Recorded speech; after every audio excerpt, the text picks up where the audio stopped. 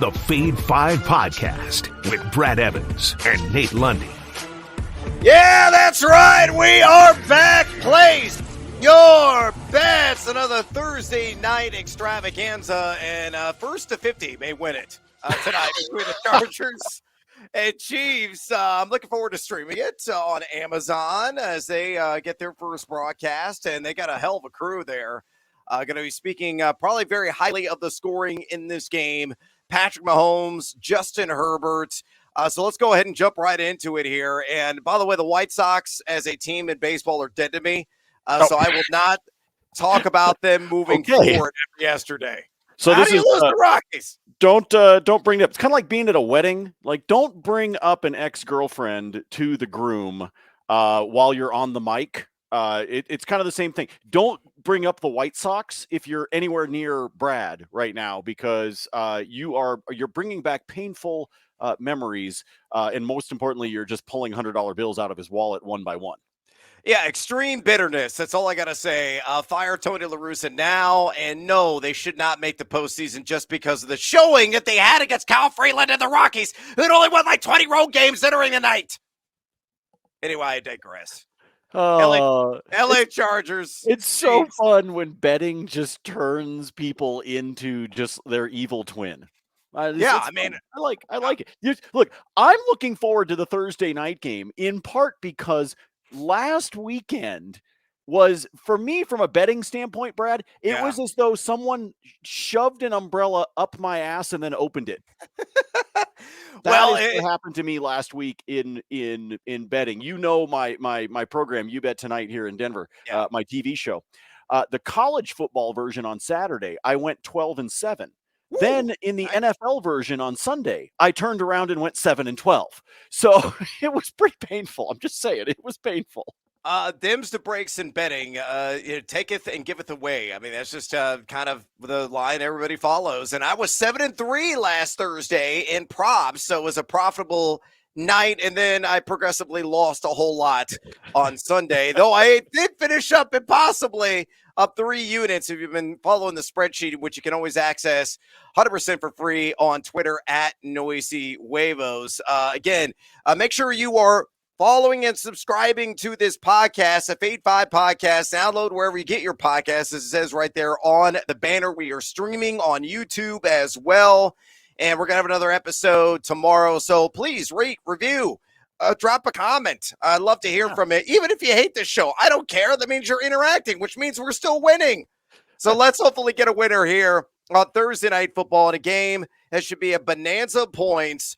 Lundy right now, Chargers, Chiefs. KC is favored by 4 with a total of 54.5, and that's at most of the books out there. And as you and I were on the BetMGM email list, so we get a lot of the information of where the action is sliding. And right now, 79% of the bets are on the Chiefs to cover the 4, 80% of the handle there, with 67% of the bets and 74% of the handle on the over 54.5. Put on your Swami hat, my man, and give me a fearless forecast. How you see this game shaping up?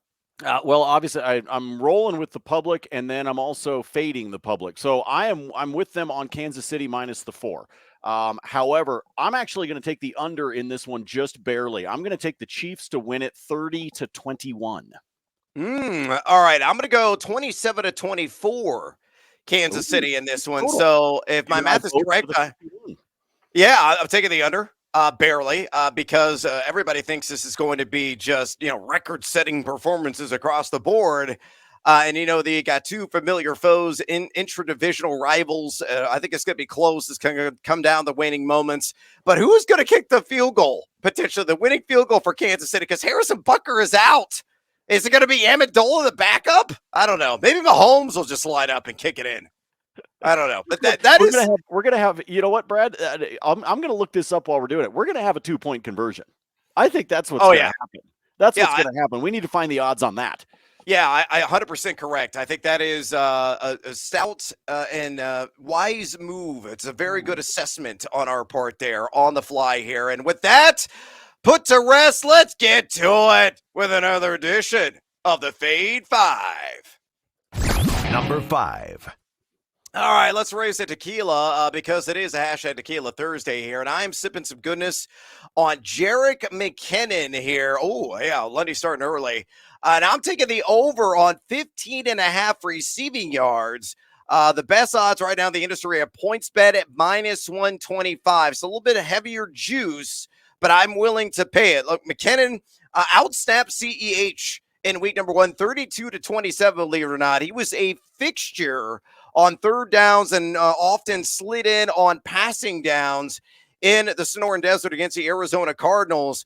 Ran 16 routes, averaged 9 yards per catch, was targeted 4 times, had the 3 receptions for 27 yards. And I think all he's got to do is catch a couple of balls and scamper up the sideline, work those little legs, Jerick McKinnon, and I think he'll get the job done. And it could be happening early as you look at the Chargers last week against the Las Vegas Raiders. Brandon Bolden went for 21 receiving yards, and Josh Jacobs on just one measly catch had 16 yards. So 2 running backs have already gone over this total. I think there's good market value here on McKinnon at 15.5, and I would play this up to probably 17.5. He's going to be towing the 20-yard line here in the end. So fade or follow the over on McKinnon, 15.5 receiving yards, -125 at PointsBet. Well, so I like it at 15.5. You're starting to scare me a little bit when you're saying you're going to play it up to the 17.5 or even to the 18 because you think he's going to get to 20. I think he's going to hover right in here. I think it's going to be somewhere between 15 and 18 by the time that we're done. I don't think he's getting all the way up to 20. So I like it where it sits right now. But if for some reason this starts to get played up by the time we get to kickoff on Amazon for the Thursday night football affair, I'll probably stay away. So this is one, folks, jump on it now. As Brad just said, getting good numbers at PointsBet at that -125. If you want to be able to shop it around, look to see what's there. But if that number starts to creep up a little bit, if a few folks start hammering this or the sharp money comes in and they start moving this line to 16 or 17, that's the point at which I'm going to stay away. Make some McBucks with McKinnon. Number 4. All right, moving on. Number 4 here on the Fade 5 podcast. Juju Smith-Schuster, give me the over. All nickels on the board. 55.5. The best odds right now at Caesars plus money. Plus 102 on this, and that's highly attractive in my estimation simply because of the volume that he saw in week number 1. Now, prior to last week's game against the Arizona Cardinals, Patrick Mahomes says it was going to be a committee approach at wide receiver. Well, that's kind of out the window when especially a guy had 9 targets in the game, which Juju had, and the 6 receptions and 79 yards. And, I think this number is still suppressed because of that supposed committee approach. You're going to have Mecole Hardman in the mix. You're going to have MBS there. Maybe Sky Moore gets a couple of opportunities, the rookie, but, he was an afterthought for much of last week. McKinnon's going to be highly involved. CEH could be involved. And, of course, Travis Kelce is going to be the true number 1 for Kansas City. But among wide receivers and running backs, I really do like Juju on this particular line. He averaged 2.47 yards per route 1. That was number 20 among eligible wideouts in week number 1, 25 yards after the catch. That ranked top 24 at the position. And he's going to see Bryce Callahan primarily out of the slot, who gave up a 95.8 passer rating against the Raiders in week 1. So, Lundy, fade or follow. Is it good Juju on the over 55.5 receiving yards plus 102 at Caesars? Nah, I'm fading you on this one. Actually, I'm fading a couple of them, and maybe it's just because I'm still bitter from last week. I think that might actually be what it is. I think he actually finishes right about 48-50, so I'm going to take the under on this one, not get seduced by those plus odds that are out there for him to hit the over. I just think there's a lot of options out here, and I think we're going to see the ball get spread out. I think that's going to suppress his total down. Yes, he's got a good matchup going up against Callahan, but I think there's a reason that the over is sitting on the plus odds. So I'm going to fade. I'm going to tuck underneath this one. I say he finishes right about 50. It's going to be close. And if he can break a tackle and get downfield on one, then I'm screwed on my particular pick. But if you get some yak out of this up against Callahan, you're going to be sitting pretty. I'm going to fade you. I say he finishes under. Fade Smith-Schuster? That's indeed some bad juju. Number 3. All right, number 3 on the Fade 5 today, Clyde Edwards-Helaire, also known as CEH, for those people that are spelling inept, like me. There's a lot of syllables in that. There's a lot of letters to string together in appropriate fashion, and I often fail and fail miserably with a ton of squiggly red lines underneath. But speaking of underneath, I think he is going to hit the under on 48.5 rush yards. And I pulled this one from FanDuel Sportsbook at minus 114. Here's the deal. He was outsnapped by Jerick McKinnon in week number 1, and they had a positive game script in that contest, really from the onset through the entire game. They were hardly challenged by the Desert Birds because he's surrendering, some of those touches to McKinnon, some of the other backs, Pacheco late in that game. So I don't think the volume is going to be there. He had south of 10 carries in the first game for 42 yards. Did have a couple of touchdowns through the air, but he only played on 35.8% of the snaps. An attractive 2.88 yards after contact per attempt. Nothing to scoff at there. But you look at LAC, sure, they gave up 4.97 yards per carry in week number 1. And if you recall last year, in one of the 2 matchups against LAC, Edwards-Helaire had 17 carries for 100 yards, but in the second game, which I think is going to be truer to form tonight, he had 9 for 32. So given the full-blown committee there, I have some serious trust issues with CEH. So give me the under 48.5 rush yards, minus 114 at FanDuel. Fade or follow, Lundy. I will fade you again, back to back, baby. I'm fading you on this one. I think he gets up over 50 on this one. I think the game script, you're right. I get the snap count. I understand everything you're saying about Mickety Mac with Jerick McKinnon, but I think this is one that CEH actually does get over the number. Remember, Brad, rewind a few seasons. Remember everybody clamoring in their fantasy drafts to get this guy? Oh my goodness, this is going to be a huge number. Yeah. I mean, it was a crash and burn. Yeah, it was pretty ugly. I don't believe that he's going to suddenly emerge and be the next Adrian Peterson, but I do believe this number is set too low. I think 48.5 is too low. I think he's up in the mid 50s by the time we're done. I'll fade you. I will actually take the over on CEH. And yes, I can spell that. Oh, congratulations. Clyde doesn't glide tonight. Number 2. All right, marching on here in the Fade 5. Let's talk about a hot and sizzling name right now, fresh off the griddle, and that is none other than Josh Palmer. No Keenan Allen in this particular contest, and for that reason, I'm taking the over on 45.5 receiving yards. The truth be told, I got this a tick lower at 44.5 when I open on FanDuel. Right now, the best in the business is Bet Rivers line-wise, if you like the over at minus 114. Now, Palmer didn't do jack nor squat, though he played 81.5% of the snaps here in week number 1. But a guy only had 4 targets, 3 receptions, 5 yards in that game. I was really tied to the line in the screen game, 0.18 yards per route run, which is a egg on the face kind of number in that category. But tonight, I think you're going to see more of a field stretcher against the secondary. He'll be utilized again, too, in the screen game. And if he can break some tackles in the open field, there's a real shot for him to get anywhere between 6 to 8 targets. Last season, in which he played 80% or greater of the snaps, there's just a couple of games. He went 6 targets, 5 for 43 against the Texans, 7 targets, 5 for 66. And the other contest against the Giants, I don't know. We'll see L'Jarius Sneed, hopefully not often. But if he can maximize the matchup, no matter who the DB is on the other side of the line, through volume alone, I think Palmer has a breakout game tonight and smashes the over on 45.5. Again, available Bet Rivers minus 114. Fade or follow, my man. Over and over again. I think he gets to 60. I think he absolutely crushes this number. Again, look at the script, look at the injury report, look at all the things that align for Palmer to be able to get up over this number. I'm glad you got it down at 44.5, Brad. But folks, I'm telling you, even though it's ticked up a little bit, I don't think it matters. Again, I think he's hitting 60 plus in this game tonight. I think this is an opportunity in prime time there to be able to get some attention. This is a guy that they liked. As a young talent, he's going to continue to grow. I think this is a great number that you can take advantage of. This is, in fact, my favorite bet of the Fade 5 today. Juggernaut Josh, live up to it. Number 1.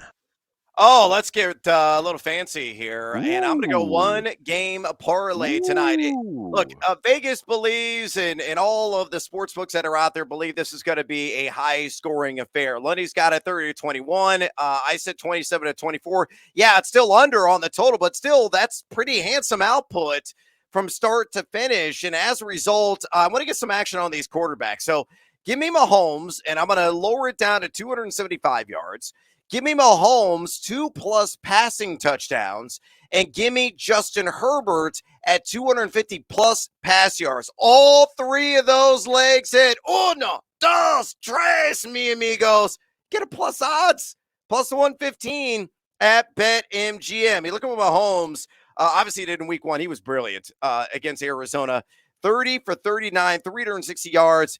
And uno, dos, tres, cuatro, cinco de mayo. He had 5 touchdowns vertically in that game. And a pair of contests last season against the Chargers secondary, which is very talented. He picked them apart. Now, he only went for 260 in the first matchup, but threw for 410 in the second one and had 3 passing touchdowns apiece in each of those 2 games. Last week, he was number 10.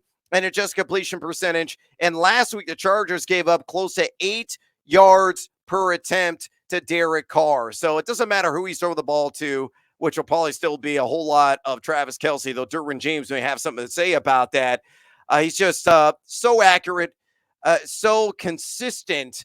I think Mahomes will be, well north of this 275 number, probably going to be north of 300, get at least 2 touchdowns as well. And then Herbert, if there is a catch-up mode here, could really compile the numbers late in this game. You look at what he did in a pair of contests last season against Kansas City, 281 and 236, so over in one, under in the other. But he was number 5 in adjusted completion percentage last week. And I'll throw all of the Arizona Cardinal vertical numbers out immediately, because all they try to do is beat the Chiefs in the short field, barely took any shots down the field, indicative in the 5.36 YPA that Kyler Murray had. So, Lundy, fade or follow, what is screwed up here, if anything? Mahomes, 275+ pass yards, 2+ passing touchdowns, and Justin Herbert, 250+ passing yards. Again, man, plus 115 at BetMGM. Am I nuts? No, you're not. I mean, I like this one as a same game. When we get into bonus time, I've got another one for you that's got better odds. But I like this. Look, I talked about it. Actually, we did a whole segment on the TV show last weekend where I talked about the different ways that you can parlay stuff together. And I started talking about the same game parlays. And it's something we've talked about on this podcast numerous times, Brad. And that is, folks, build them until you see the plus sign. Yep. And then bet it. Don't get greedy. I understand, I know there's books out there that are doing the promotions. I know DK has done this, as a matter of fact, where the more legs you add, the more bonus they give you, all that kind of stuff. Those they are just fun. want to take your money. That's all they're looking to do. Now, here's the thing. I'm not saying that those aren't fun to be able to play. I've hit some of those with the 40% bonus or whatever. I get it. I know those are fun to do. You can sprinkle something in there on that, but just make sure that you're being smart in how you build these. Get yourself into positive territory and then back off and cash your ticket. So I like this one from you, Brad. I think Mahomes gets to the 2. I think I got to be honest with you. I'm a little bit nervous of you thinking Mahomes might get above 300. I know everybody's pointing at this at a shootout. So you're going to see here in the same gamer that I've got, I'm bringing a couple of numbers down, but I think you're going to like the one that I've built as well. Well, that's why we have the cushion in here, getting it down to 275. I think he's going to be right at 300. So I'm not willing to roll the dice, clack style, and say he gets over that 300 mark. Hell, he could land right on it when it's all said and done. But hopefully this one is going to cash. So, Lundy, you've already teased it. It's bonus time. I already know you got an additional OGP and probably at least 20 other plays in this game tonight. Oh, I've got a bunch of stuff that I'm working on within the game. Much like you, Brad, I've got a spreadsheet posted up on Twitter. Yes, you can actually see what a shit show my picks were last weekend, if you would like. Oh, it was ugly. We got some work to do this week. But let's start off here for the Thursday nighter. First of all, I told you I was going to look this up. I said it at the beginning of the pod. This was unintentional. This was on the fly. Right now at DK, Brad, plus 300 for there to be a 2-point conversion. So I mentioned the fact that we could throw that out there. But at plus 300 for there to be a successful 2-point conversion within this game, if you want to, hang on, put $10 on that. I mean, I don't care. Just put something small on it. I'm on it. So you got the plus 300 on that one. Here is my 1-game parlay for tonight. I actually pulled Mahomes' number down even lower, Brad. So I'm going to take both quarterbacks at 250 plus. All right. So 2 legs right there, 250 plus right there. Marquez Valdes-Scantling. Yes. MVS for 30 or more receiving. Nice and simple. Okay. Then we're going to take Austin Eckler to have 25 plus receiving. Put all of those together, Brad, plus 190. So it takes your 115, puts it up just a little bit higher because I added in a 4th leg there. So MVS at 30 plus, Eckler at 25 plus, both quarterbacks at 250 plus. That's got a payday of a plus 190. And really, lately, the only thing I seem to be able to get right is, in fact, on the baseball diamond. Folks, tonight, Houston will be hosting the Oakland A's. The Astros with the 2nd best record, the A's with the 2nd worst record. So I'm going to lay the run line with Houston. You got to pay a little bit of juice. It's a minus 145, but I say Houston wins this one handily. So I'll lay the 1.5 there with the Astros. And that, my friend, is my bonus time. Where are you going? By the way, physically, a full admission, I wish I had a 4th leg. I'm just throwing that out there. I don't, unfortunately, but maybe tonight is the night I just randomly grow one after sipping on the love juice for several hours on end. All right, I've got a 1-game parlay too. You mentioned Austin Eckler, and I think he's going to be key in this game because you have no Keenan Allen. Palmer is going to see an uptick in volume, but Eckler is a dirty worker underneath, man. He thrives on those short to intermediate routes. The pride of Gunnison, Colorado, and Western State could earn you some greenbacks. So let's do a little 2-leg, 1-game parlay, and this is how you build bankroll, folks. I say Austin Eckler, 30-plus receiving yards. Austin Eckler, 5+ catches, plus 100. Best odds right now at BetMGM. If you put it together at another sportsbook, it's going to be minus odds. But plus 100, even money right now at BetMGM. He went 6 for 52 and a TD through the air last time he was at Arrowhead. And Kansas City gave up 8 receptions to running backs in week 1. And remember, they gave up over 100 catches to RBs last season. So I absolutely love that play. You mentioned MVS. I got another 2-legger for you. I also took MVS 30-plus receiving yards because the number's just too low. And I took Sky Moore under 24.5. I put together that at DraftKings at plus 135. Sky Moore had like 6 routes in week number 1. He's barely going to see the field. He might have like 1 catch. His line is at 9.5 right now. Just a standard line. And I've teased this up to the under a 24.5, and I'm still getting it at plus money there. One other one tonight. Give me Travis Kelce, 70-plus yards. I think he will get just enough of Derwin James in this game, but it is a mountain to climb. It's a tough assignment. And I'm going to go with Austin Eckler, 25-plus receiving yards. So Kelce, 70-plus receiving yards. Eckler, 25-plus receiving yards. That's also plus money at DraftKings at plus 105 on that same gamer. I am out of time. I certainly have no baseball picks. Please follow Lundy. I hate the White Sox with a fiery passion right now, but if you want that, then get here's a home run pick for you. Take Ramirez to go yard against them. Oh, take it. It's a day game, by the way. It's a 1 o'clock Eastern game, so it depends on when you're catching this pod. It's an early game, but I'm taking Ramirez. Where'd my number go? Ramirez has a 385 average lifetime against Lance Lynn, including 4, 1, 2, 3, 4 round trippers. I say he picks up numero 5 this afternoon against your lowly Sox. So if you want an early baseball play, maybe get some money in your account prior to kickoff tonight, roll with that one. I don't even know what the odds are. I just pulled that one out here because you refuse to make baseball bets, but you were talking about how much you hate the Sox right now. And I'm like, oh, okay, fine. I'll find something that we can have some fun with the Sox. So there you go. Taking on the Indians this afternoon. I'll take Ramirez to go yard. Have me at Jose Ramirez. Book it out of the box. Get a nice start to your day, and then really cap it off. Probably fading us on the entire Fade 5. Fading me. Fade me. If we fade you, we'll go 2-3 on the wagers. But at least you faded me a couple of times, unlike last week, which is a full follow. And it was quite a profitable Thursday. Hopefully, it's going to be the same tonight.